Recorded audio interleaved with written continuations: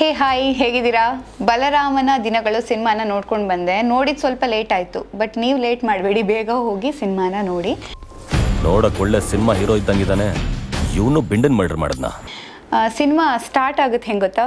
ಒಂದು ಫುಟ್ಬಾಲ್ ಗೇಮಿಂದ. ಹೌದು, ಯಾವುದೋ ಒಬ್ಬ ಚಿಕ್ಕ ಹುಡುಗ ಇರ್ತಾನೆ, ಫುಟ್ಬಾಲನ್ನು ಒದ್ದುಬಿಟ್ಟು ಆ ಬಾಲ್ ಎಲ್ಗೋ ಹೋಗಿ ತಲುಪುತ್ತೆ. ಆ ಬಾಲ್ನ ಸೀಕ್ರೆಟ್ ಏನು ಗೊತ್ತಾ? ಕೊನೆಯದಾಗಿ ಅದೇ ದೊಡ್ಡ ಮೇನ್ ಟರ್ನಿಂಗ್ ಪಾಯಿಂಟ್ ಆಗುತ್ತೆ ಎಂಡಿಂಗಲ್ಲಿ. ಸೊ ಅದು ಏನು ಅಂತ ನೀವು ಸಿನಿಮಾದಲ್ಲೇ ನೋಡಿ.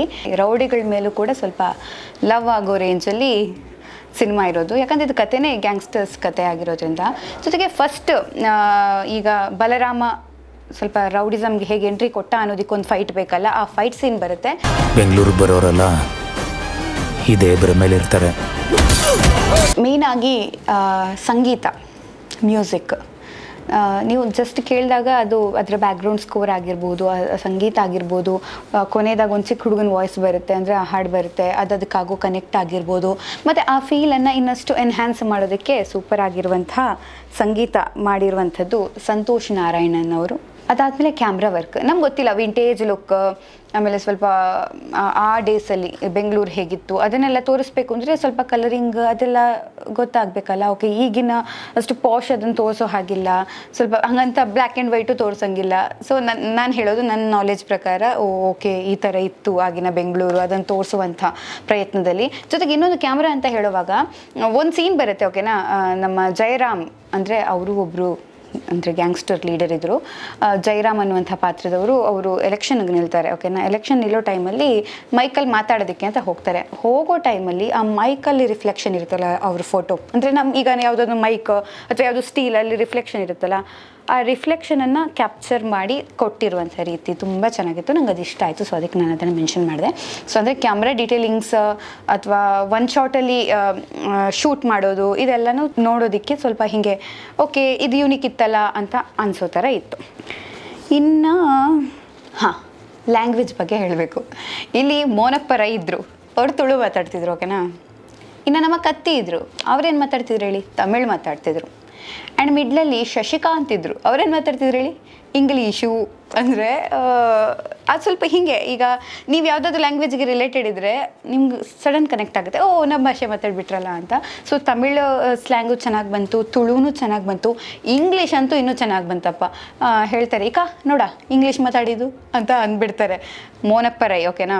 ಅದು ಮೇ ಬಿ ನನಗನ್ಸುತ್ತೆ ಆಡಿಯನ್ಸ್ ತುಂಬ ಜಾಸ್ತಿ ನಕ್ಕಿದ್ದು ಇದೇ ಒಂದು ಸೀನಿಗೆ, ಈಗ ಇಂಗ್ಲೀಷಾ ಅಂತ ಒಂದು ಡೈಲಾಗ್ ಹೊಡಿತಾರೆ. ನಟನೆ ಬಗ್ಗೆ ಹೇಳೋಣ. ನಾನು ಆವಾಗಲೇ ಹೇಳಿದ್ನಲ್ಲ, ರೌಡಿಗಳ ಬಗ್ಗೆನೇ ಲವ್ ಆಯಿತು ಅಂತ.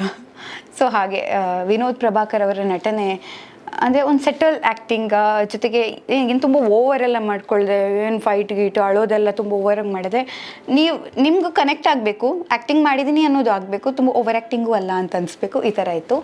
ಇನ್ನು ಪ್ರಿಯಾ ಆನಂದ್ ನಟಿ ಎಷ್ಟು ಕ್ಯೂಟಾಗಿ ಕಾಣಿಸ್ತಿದ್ರು ಗೊತ್ತಾ ಅವರು. ಅವ್ರ ಹೇರ್ ಸ್ಟೈಲು, ಅವ್ರ ಕಾಸ್ಟ್ಯೂಮ್ ಅಂತೂ ನಾನು ಹೇಳಲೇಬೇಕು. ಅವ್ರು ಒಂದು ಕುರ್ತಿ ಹಾಕಿದ್ದಾರೆ, ಅಮೇಝಿಂಗ್. ಎಂಥ ಡಿಸೈನರ್ ಅಂದರೆ ನಂಗೆ ತುಂಬ ಇಷ್ಟ ಆಯಿತು. ನಮಗೆಲ್ಲ ಪರ್ಸ್ನಲ್ ಫೇವ್ರೇಟ್, ಓಕೆ ಅವ್ರ ಹುಡುಗಿರಿಗೆಲ್ಲ ಹಾಗೆ ಫೇವ್ರೇಟ್ ಇರುತ್ತಲ್ಲ. ಕಾಸ್ಟ್ಯೂಮ್ ತುಂಬ ಚೆನ್ನಾಗಿತ್ತು.